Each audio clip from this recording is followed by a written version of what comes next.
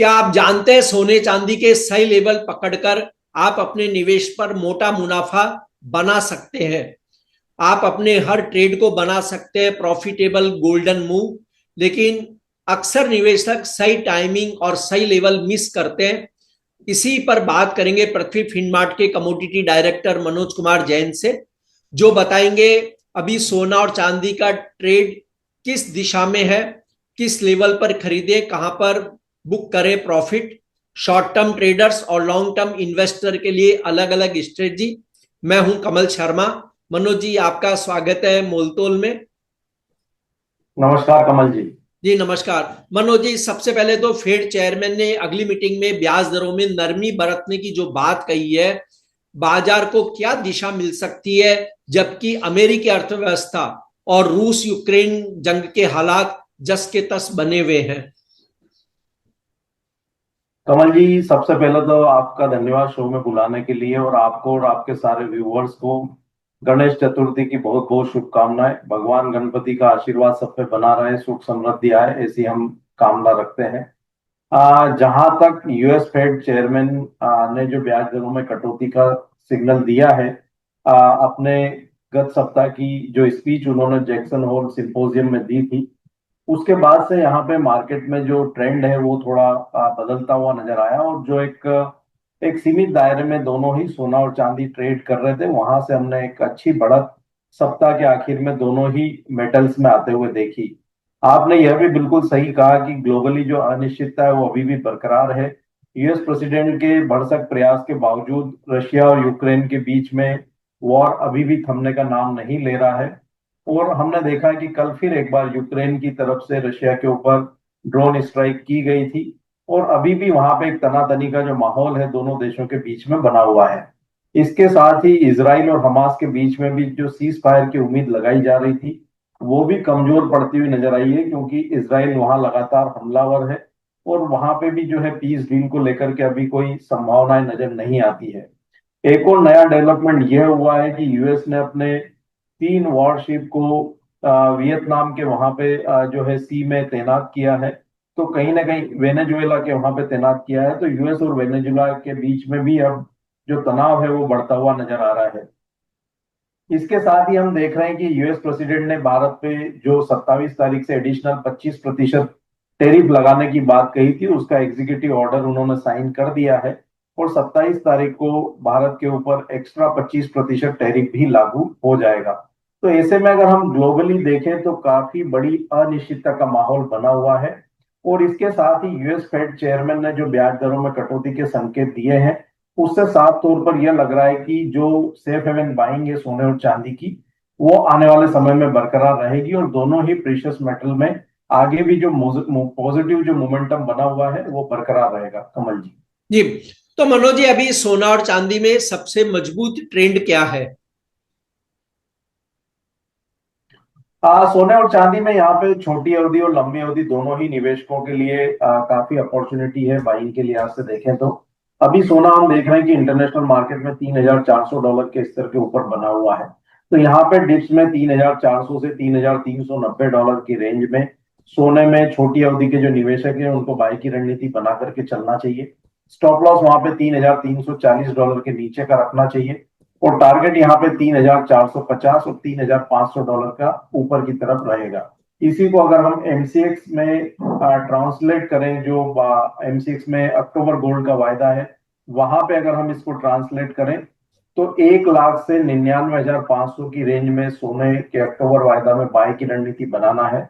Stop loss यहाँ पे 98,500 के नीचे का स्ट्रिक्टली मेंटेन करना है। टारगेट यहाँ पे 1,02,000 और 1,04,000 तक के रहेंगे शॉर्ट टर्म के लिए। लंबी अवधि के लिए अगर हम बात करें तो $3,280 के स्टॉप लॉस से इंटरनेशनल मार्केट में हर डिप्स में निवेशकों को बाइंग की रणनीति बनाना चाहिए। हमारा मानना है कि $3,600 तक साल के आखिर में कीमतें देखने को मिल सकती है। उस लिहाज से भारतीय बाजारों में यहाँ पे 1 लाख से 98,000 की रेंज में डिप्स में बाई की रणनीति बना करके चलें। 96,000 के नीचे का स्टॉप लॉस रखें, और वर्ष के आखिर तक यहाँ पे 1,05,000 से 1,07,000 तक के लक्ष्य रखें। इसी के साथ अगर मैं चांदी की बात जी। करूं तो जो छोटी अवधि के निवेशक हैं इंटरनेशनल मार्केट में 38 से 37.40 डॉलर की रेंज में उनको बाइंग की रणनीति बना करके चलना चाहिए। 36.40 डॉलर के नीचे का स्टॉप लॉस रखें और टारगेट वहां पे 40 डॉलर तक के अपसाइड में रखे जा सकते हैं। इसको अगर हम एमसीएक्स में ट्रांसलेट करें तो जो सितंबर का एक्टिव कॉन्ट्रैक्ट अभी एमसीएक्स पर ट्रेड हो रहा है, वहां पर 1,16,000 से 1,14,400 की रेंज में बाइंग की रणनीति बना करके चलना चाहिए। स्टॉप लॉस वहां पे 1,12,800 का रखना चाहिए और टारगेट ऊपर में 1,18,000 और 1,20,000 का रहेगा। जो लंबी अवधि के निवेशक हैं चांदी में, वो हर डिप्स में 1,15,000 से 1,12,000 की रेंज में एक्यूमुलेट करें। 1,10,000 के नीचे का एक वीकली क्लोजिंग बेसिस पर स्टॉप लॉस रखें और टारगेट वहां पे 1,22,000 से 1,25,000 तक का भारतीय बाजारों में रख करके चल सकते हैं। कमल जी। जी। और मनोज जी, जैसे कि आपने शुरू से कई बार कहा है कि चांदी जो है वो लॉन्ग टर्म में बहुत अच्छा रिटर्न देगी। अगर गोल्ड सिल्वर रेशो को हम देखें तो क्या चांदी में अभी भी बेहतर रिटर्न की संभावना है, और क्या इसमें लगातार निवेश करते रहना चाहिए? बिल्कुल, यहाँ पे अगर 2 से 3 साल का नजरिया अगर कोई भी निवेशक रख करके चल रहे हैं तो वहां पे डिप्स में बाई की रणनीति बना करके चलना चाहिए। अभी भी जो सोने और चांदी का जो अनुपात है वो 90 के नीचे बना हुआ है और वो साफ तौर पर संकेत कर रहा है कि चांदी में सोने के मुकाबले यहाँ पे आउट परफॉर्मेंस आगे भी जो है बरकरार रहेगी। तो हमारा मानना है कि चांदी में यहाँ डिप्स में बाई की ही रणनीति बना करके चले। इस वर्ष के आखिर तक हमारा मानना है कि 1,30,000 और अगले अगर 2026 के आखिर तक की अगर हम बात करें तो 1,50,000 तक के स्तर भी चांदी दिखा सकती है। तो सोने के मुकाबले चांदी में आउट परफॉर्मेंस देखने को मिलेगा। तो जो लंबी अवधि के निवेशक हैं वो डिप्स में यहाँ पे स्टेगर्ड वे में निवेश करते रहें। लंबी अवधि में आगे और भी बेहतर रिटर्न्स की संभावनाएं चांदी में नजर आती है। जी। अब मनोज जी, एक बिल्कुल अलग सवाल है कि जैसे सोने के दाम हम देखें तो 1 लाख रुपए के ऊपर पहुंच गए हैं।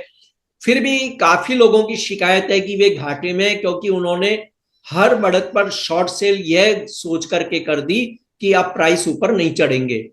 ऐसे में मार्केट ट्रेंड को कैसे पकड़ा जाना चाहिए? जैसी हवा चल रही हो उसी दिशा में आगे बढ़ करके कमाई की जा सके। असल में इसका पूरा मूल मंत्र क्या होना चाहिए?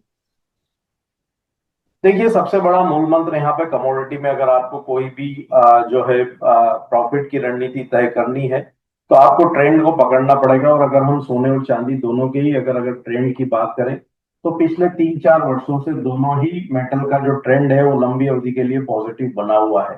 तो जब तक यहाँ पे कोई बड़े ट्रेंड रिवर्सल के संकेत नहीं बनते हैं, निवेशकों को ट्रेंड के साथ ही चलना चाहिए। जब भी यहाँ पे डिप्स आते हैं, मार्केट ने कई बार मौके दिए हैं निवेशकों को। ऐसा नहीं है कि हमने एक तरफा रैली सोने और चांदी में आते हुए देखी है।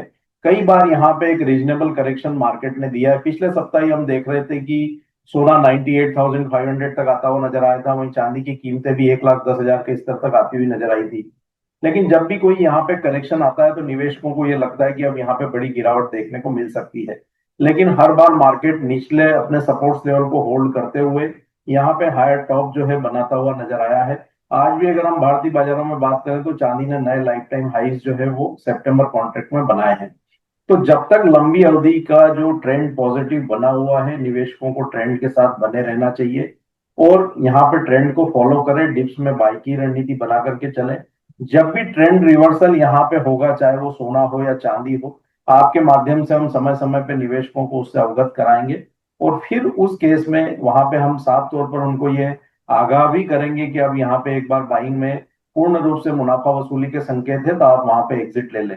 लेकिन जब तक यहाँ पे मेजर ट्रेंड रिवर्सल नहीं है, सोने और चांदी में डिप्स की में बाई की ही रणनीति बना करके चलें और कोई भी शॉर्ट सेल करने से यहाँ बचे, क्योंकि शॉर्ट सेल में हो सकता है कि आपको ज्यादा नुकसान उठाना पड़े, तो वहां पे उससे बचना चाहिए।